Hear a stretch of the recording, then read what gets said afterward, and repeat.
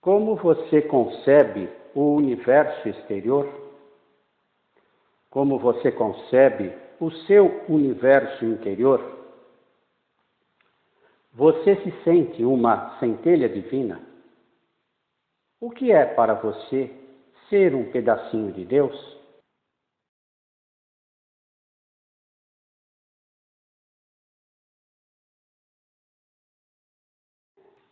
Conhecer o universo exterior é uma etapa já em plena conquista.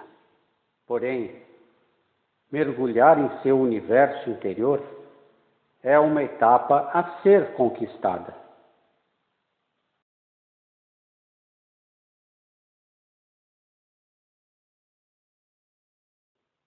Existem dúvidas e perguntas que estão ocultas em nós. Por que Deus criou o universo? Para que Deus fez tudo isso? Qual a razão, o objetivo de tudo isto? Por que estamos aqui? Por que estamos nesta situação precária e ignorante de tudo? Não temos respostas para tudo isso, mas estamos começando a ter algumas noções do significado da vida.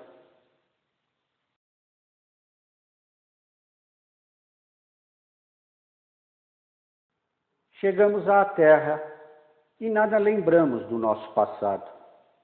Quando fomos criados, como fomos criados, por que fomos criados ou sempre existimos? Você existiu de toda a eternidade ou foi criado por Deus?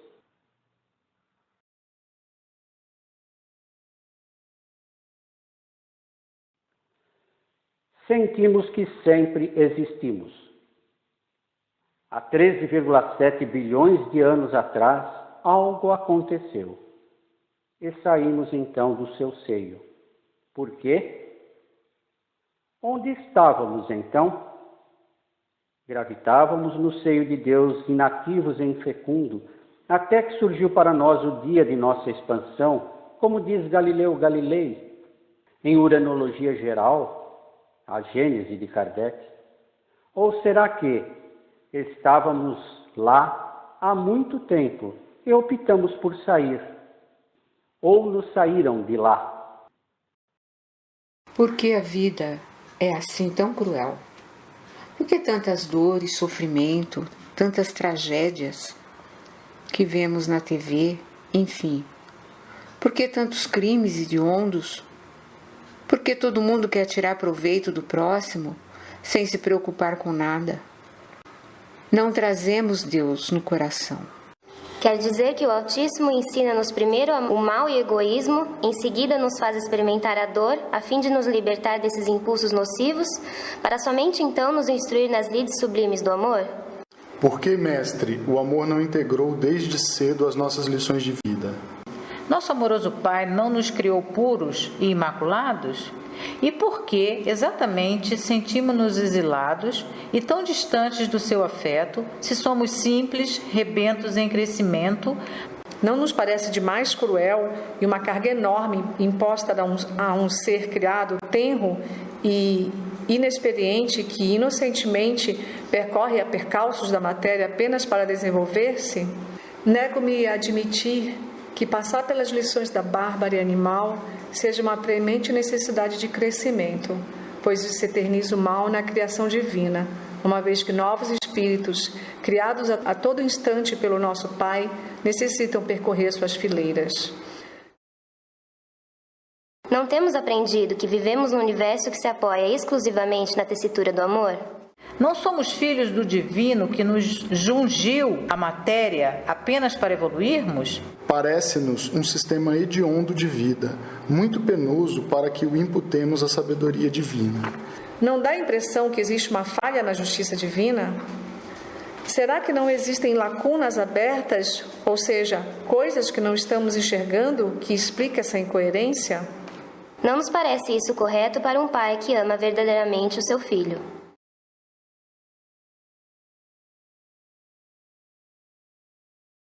Não parece um imenso paradoxo das leis da criação? Mas isso não é justo, mestre, porque sofremos tamanha injunção das sombras e antepomos-nos a tantos males, se estávamos apenas seguindo o nosso crescimento evolutivo? Parece que Deus não se interessou em nos ensinar o perdão e a bondade antes de infligirmos pesados delitos aos nossos irmãos. Somos, assim, herdeiros naturais da selvageria e, sem que queiramos, ela está impregnada nos pilares da nossa personalidade. Nenhum pai faz assim com seu filho, ensinar primeiro o que é errado para depois mostrar o que é certo.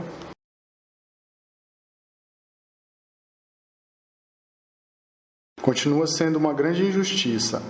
Os mais fracos são impiedosamente devorados pelos mais capazes. A vida é por demais sanguinária e cruel em seus primeiros passos ao impor seres frágeis e tenros à luta dura pela sobrevivência. Não deveríamos ser instruídos nas fragrâncias da benevolência desde o início do nosso nascimento? Assim, continuamos a não compreender por que aprendemos o desamor e não o amor desde os primeiros passos da evolução. Nesse caso, a dita evolução conduz-nos do egoísmo, da luta pela sobrevivência, da selvageria animal para a bondade e a angelitude. Parece que caminhamos do inferno para o céu? Custa-nos a aceitar a necessidade do perdão e a assumirmos o exercício pleno da indulgência e do amor diante de tudo isso que nos ensinaram.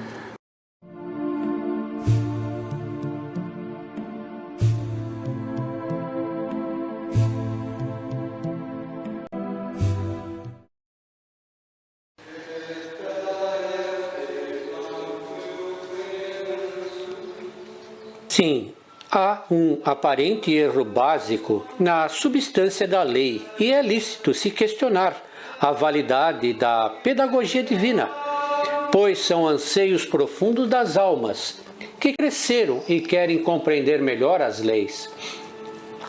Eis a questão. Por incontáveis milênios vivíamos da morte dos nossos irmãos de jornada, pois precisávamos matar para não morrer. Porém, ao despertarmos para a razão, a lei passou a pedir-nos, ao revés, que doássemos a nossa vida em prol do outro, ou seja, tirá-la em benefício próprio tornou-se um grave crime. Identificamos nitidamente o contrassenso das leis que nos dirigem. Elas não se mostram em absoluto condizentes com os amorosos princípios do Evangelho.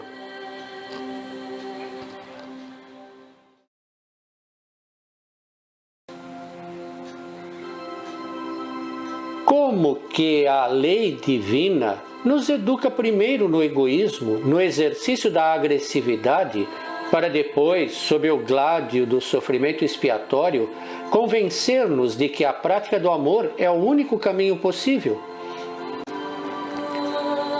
Porque o Altíssimo cobriu-nos com os envoltórios físicos e espirituais e aprisionou-nos no pelourinho do tempo e do espaço, apartando-nos do seu amor afinal?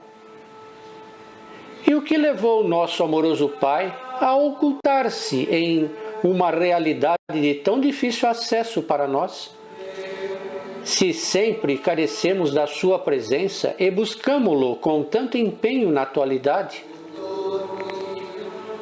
Quantos lamentáveis erros e crimes teríamos evitado na estrada dos séculos se ele tivesse manifestado claramente aos nossos olhos desde o início?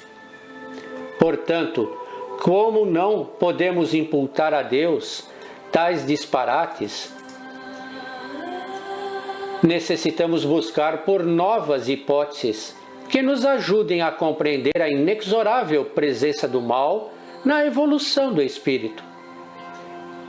Realmente não é possível a Deus, que é todo pureza, harmonia, amor e solicitude, criar algo que fosse contrário à sua própria essência. Então existe uma causa mais profunda que temos que penetrar agora.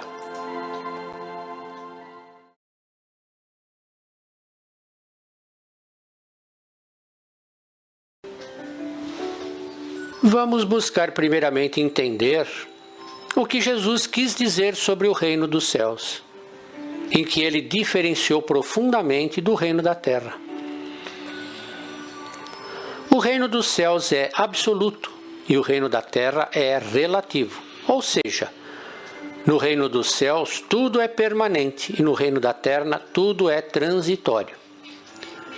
No reino dos céus não existe tempo, pois lá tudo é eterno.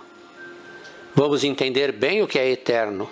Eterno não quer dizer que é um tempo ilimitado, mas sim a ausência total do tempo.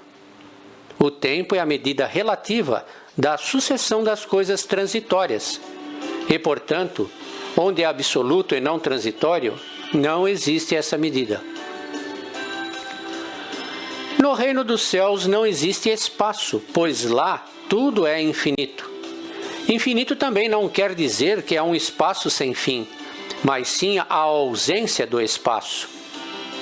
No reino dos céus não existe matéria e nem energia, que são partes integrantes do reino relativo e não do absoluto, pois matéria e energia são desgastáveis, transformáveis e não eternas.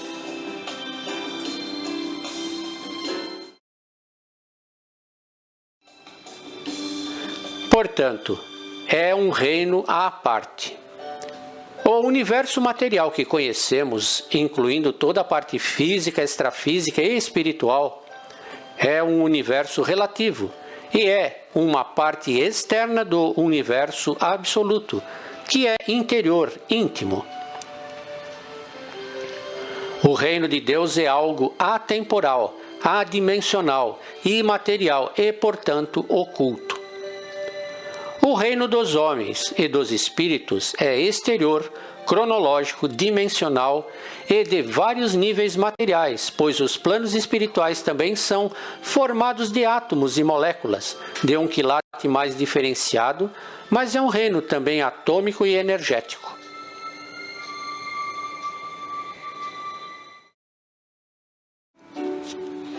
Existe na criação uma outra região onde o verdadeiro céu se delineia e que está muito além deste universo exteriorizado em tempo e espaço em que vivemos.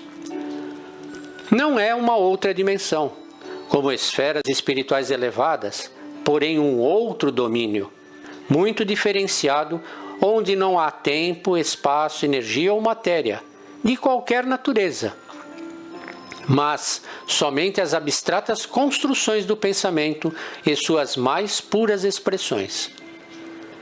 O absoluto é a casa de Deus e o relativo é a nossa casa temporária. No relativo se tem a paisagem onde se desenha a trajetória do progresso, subordinada à fieira do tempo e do espaço, onde o espírito experimenta o paulatino crescimento evolutivo.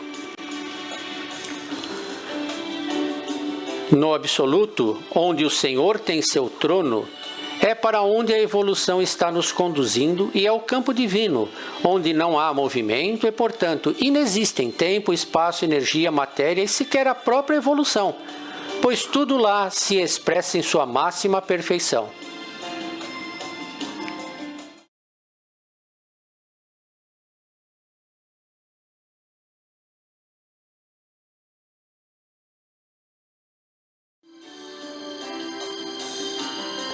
Desse modo, as amarras do tempo e do espaço afrouxam-se paulatinamente, até libertar o espírito para a vivência integral de todas as suas plenitudes herdadas do Criador, nestas paragens do absoluto, propiciando-lhe expressar-se na completa pureza com a qual foi criado. Enquanto o relativo entretece o mundo exterior, o absoluto atemporal e não espacial, está adaptado a albergar o espírito puro, que se encontra em nossas paisagens interior. Enquanto o relativo é o domínio da evolução que carreia o ser do primitivismo à perfeição, o absoluto é o ponto de chegada, onde cessa todo o movimento do progresso, pois nada pode ser agregado ao perfeito. Eis o reino glorioso da vida eterna. O céu é uma paisagem consciencial favorecida por conquistas interiores.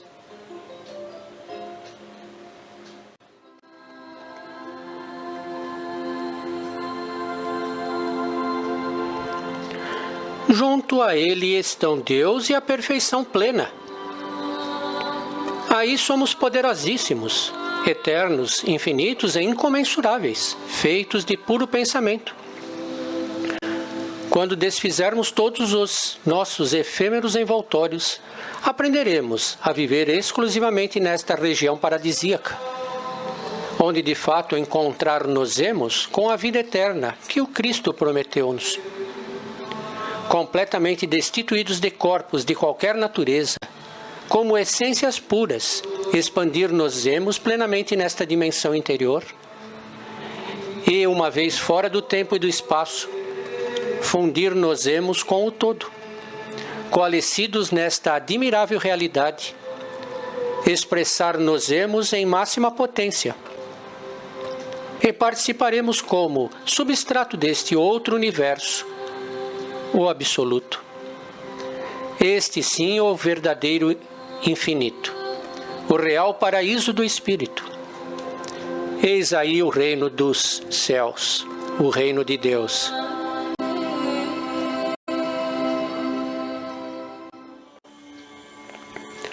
O céu é uma edificação interior, onde fins do tempo, tanto falado por Jesus, se refere à completa extinção das dimensões do tempo e do espaço para aqueles que atingiram a evolução completa. O processo evolutivo então irá efetivamente nos projetar nesse estofo interior, dentro de nós mesmos, o nosso lar definitivo. É exatamente nas profundezas desse abscôndito absoluto que permeia o nosso interior, onde reside o nosso verdadeiro eu, atemporal, fagulha da consciência, sagrada e imaculada. Se não vivemos na realidade divina, estamos em situação de anormalidade, pois somos seres originalmente conformados em puro pensamento, e não fomos feitos para nos restringir às teias do relativismo. Fizemos, pois, a escolha de retirarmos-nos do seio divino e por livre vontade, gerando a realidade exterior e o tipo de vida que aqui levamos. Portanto, o relativismo, com todas as suas incoerências do ponto de vista da divindade, teria sido obra nossa e não propriamente do desejo divino. Então, uma outra vontade sumamente poderosa gerou o domínio que nos alberga. E a única força criadora existente somos nós próprios, os filhos, gerados como deuses também. O filho nunca poderá ser de natureza diferente daquele que o gerou. Logo, como rebentos do Altíssimo, somos potenciais criadores e herdamos igualmente a perfeição e infinitude de todos os seus atributos. Portanto, éramos e continuamos a ser sumamente poderosos, não obstante agora imersos na ignorância e na contração de todos os nossos potenciais de origem.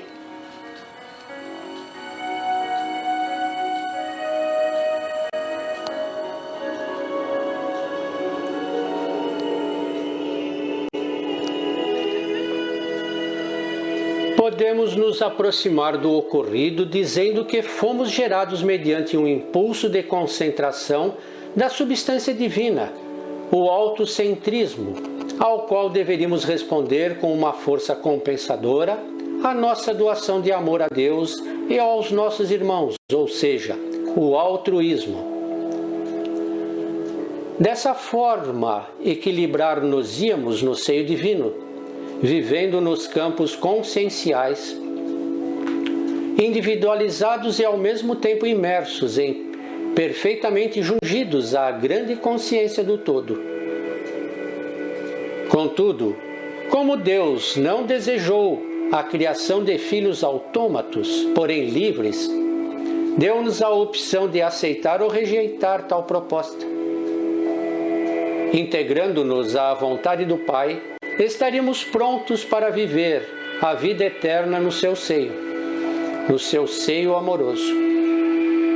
Somente depois desta grave decisão é que o processo de gestação divina em nós seria dado por concluído e a perfeição absoluta estaria concluída.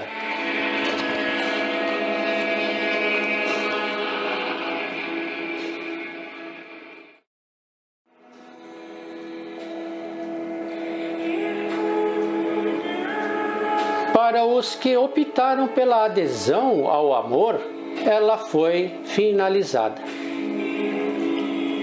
Porém, para os outros que elegeram vivenciar o egoísmo, deu-se a necessidade de se submeter ao crescimento progressivo, qual o que estamos realizando através da evolução.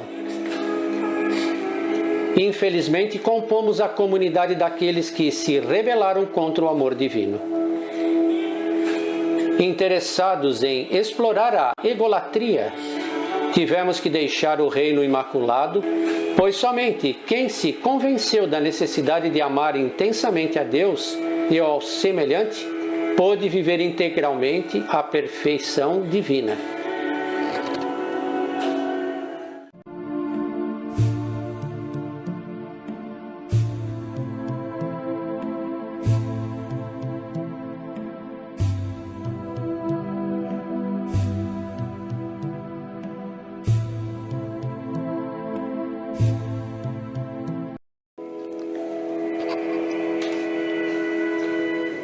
Essa é a alegoria bíblica da queda dos anjos, resultado de uma rebelião nos céus. Uma vez que nos revoltamos contra a imposição do amor, terminamos no redemoinho atômico sofrendo a contenção de todas as nossas potencialidades de origem e caímos na inconsciência, experimentando então a nossa verdadeira morte. Tivemos então nosso potencial original inibido como uma necessidade para se resguardar a integridade da obra divina, pois o inadequado uso do egocentrismo transformou-nos em seres altamente destrutivos e poderíamos abalar os fundamentos da criação perfeita. Encerramo-nos no determinismo da matéria, nosso genuíno cativeiro, o túmulo da consciência falida, de onde estamos lutando para sair.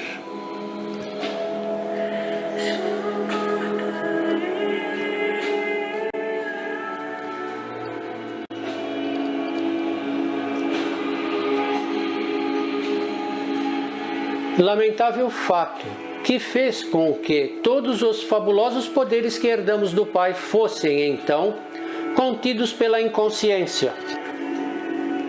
A ignorância é a tremenda limitação da matéria.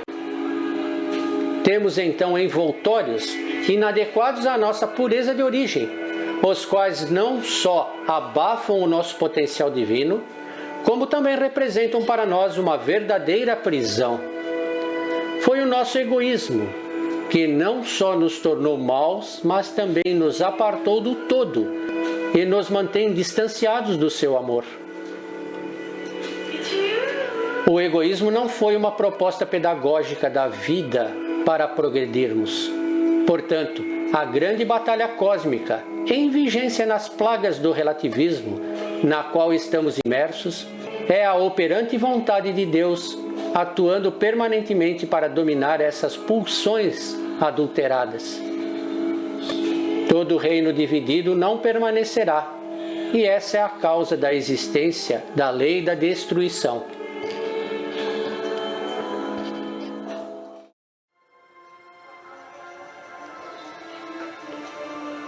Insucessos escabrosos abundam nos arquivos de nossa história, desde quando assumimos a direção de nossos destinos na Terra.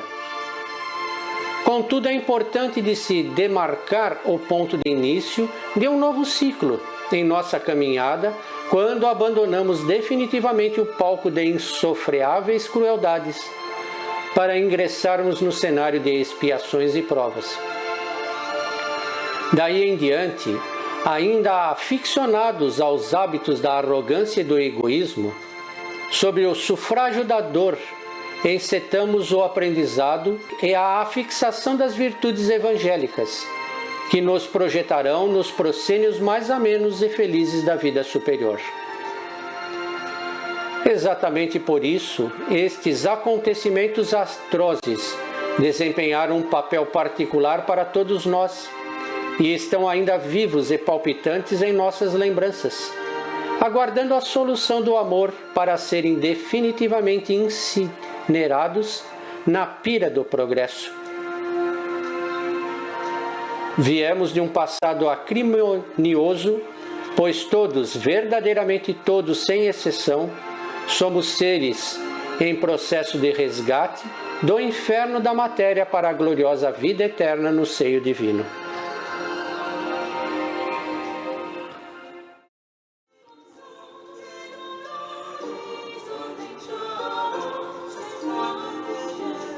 O excessivo amor próprio foi uma escolha nossa, e não um mero hábito que herdamos da paternidade divina. Não éramos subordinados a um sistema de lutas originariamente proposto por nosso amoroso Pai, porém a um regime de correção de hábitos que previamente fixamos em nós. O simbolismo da árvore do bem e do mal, onde o Senhor recomendou que não experimentássemos, nos induziu ao dualismo, no qual estamos agora cativos.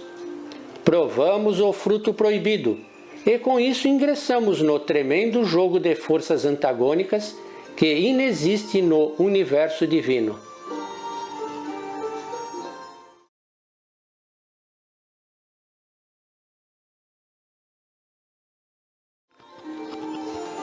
No dia em que dele comerás, certamente morrerás, nos advertia o Senhor. Conhecemos com isso a morte na inconsciência da matéria, porém, mesmo neste desastre enorme, o Senhor nos deu meios eficazes de corrigi-lo. Através da evolução, vamos reconquistando o paraíso perdido, onde no final o universo caído será reintegrado na criação original e a obra divina terminará por se reencontrar com a perfeição absoluta. E nenhuma ovelha será perdida no aprisco do Pai. Todo este nosso universo relativista representa o grande reformatório dos rebeldes e não o educandário para os anjos.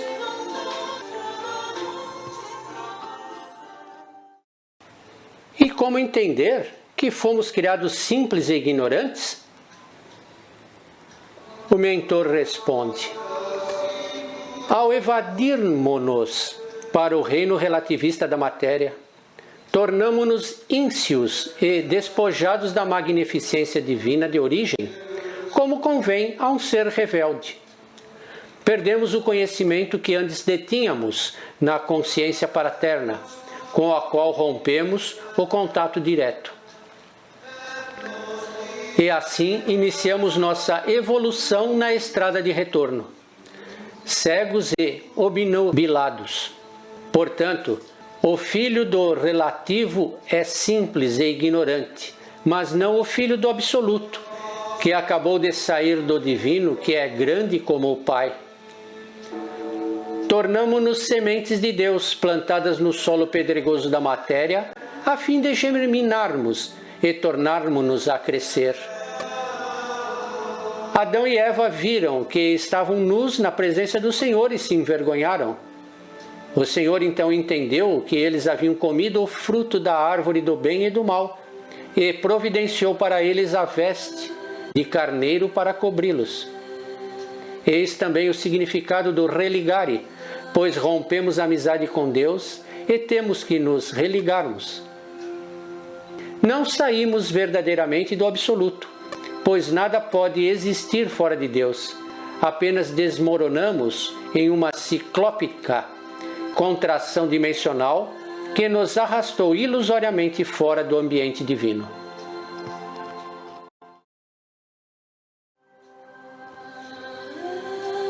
A evolução nada mais é do que o processo de cura do mal e da dor que nos padece o nosso universo, promovida pela medicina divina. A evolução é a reação ao precedente movimento de involução ou queda do espírito.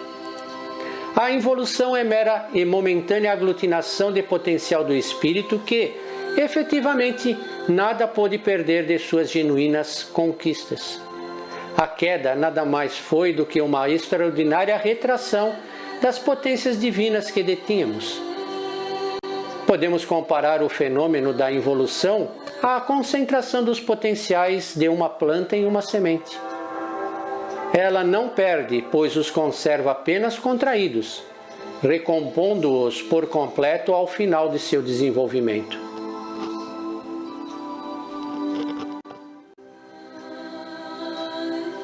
O nosso drama é o do filho pródigo, que nos contou Jesus. Nós pedimos a herança do Pai e viemos viver entre necessidades, enfrentando a fome, o frio, o desterro e comendo com os porcos.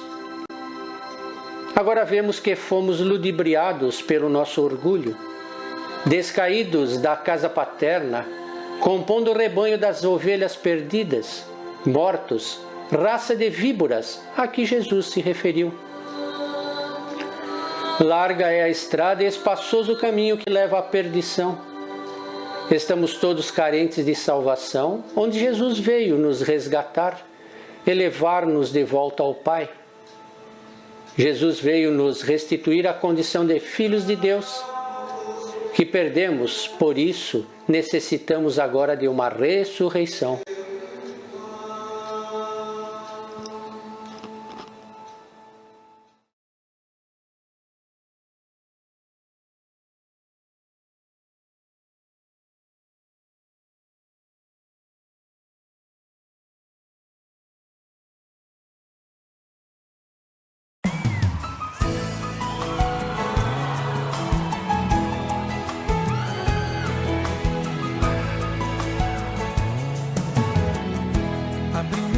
Um jeito do amor,